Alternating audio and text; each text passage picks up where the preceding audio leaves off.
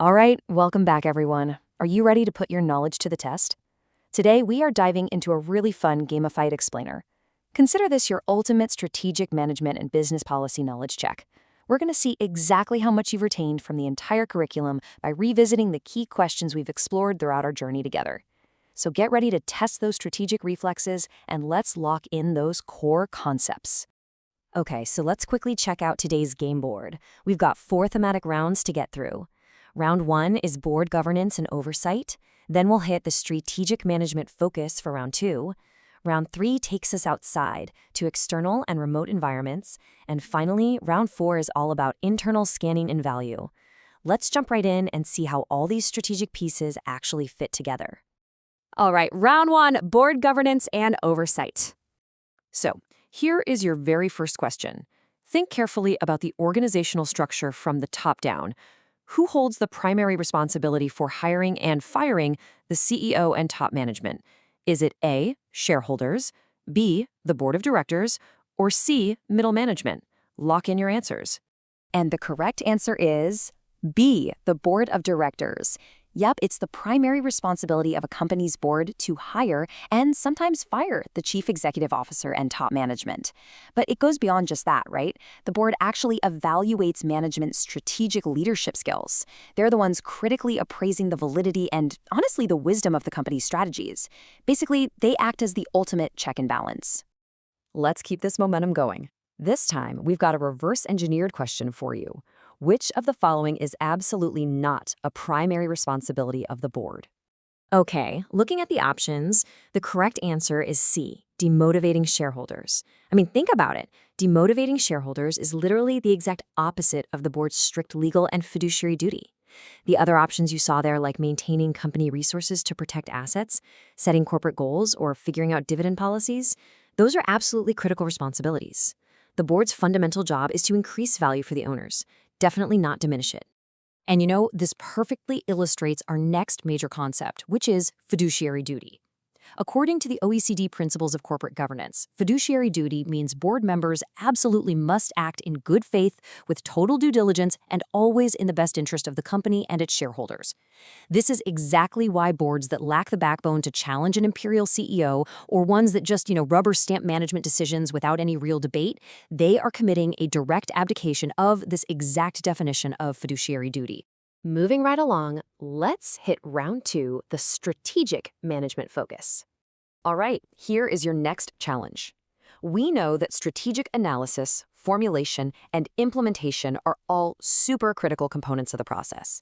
But what is the actual fundamental principle and primary focus of strategic management overall? If you guessed the overall optimal performance of the enterprise, you hit the nail on the head. You see, none of those individual steps on their own represents the primary focus. Strategic management really requires coordinating the activities of all those individual units and departments so they form one massive concerted effort. It's about making decisions that have huge, wide-ranging consequences with a real long-term perspective. At its core, it's about aligning the entire organization toward its desired future.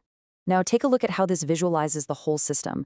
The 4-step strategic management process, it isn't just a straight line at all. It's actually a continuous, ongoing loop of understanding strategy, scanning both the environmental and internal landscapes, formulating a plan, and then finally implementing it.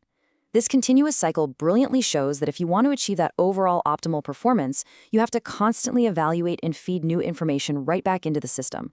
Building on that ultimate goal, we really need to distinguish between 2 incredibly vital statements.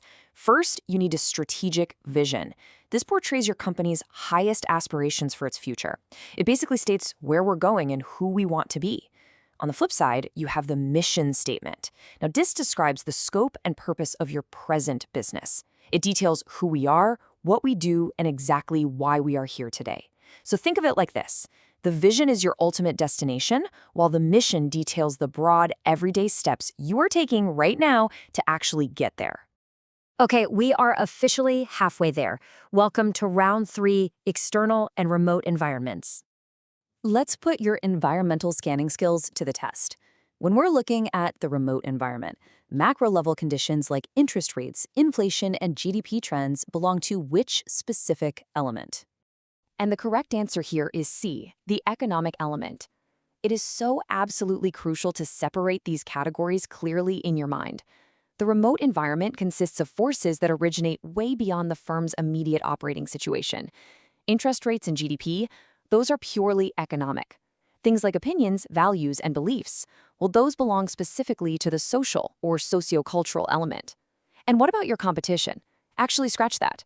Competitors are not part of the remote environment at all. They are a core immediate component of your operating or task environment. Now, to effectively analyze that external remote environment, we rely heavily on the PESTLE framework. By looking at political, economic, social, technological, environmental, and legal factors, we can really properly assess the entire landscape. These massive macro forces, they create broad opportunities, hidden threats, and real constraints for the firm that simply must be navigated. Since we just established that competition is not a remote factor, how do we actually analyze it? Well, we use Porter's 5 forces model through some very specific steps. Step 1, you identify the different parties involved.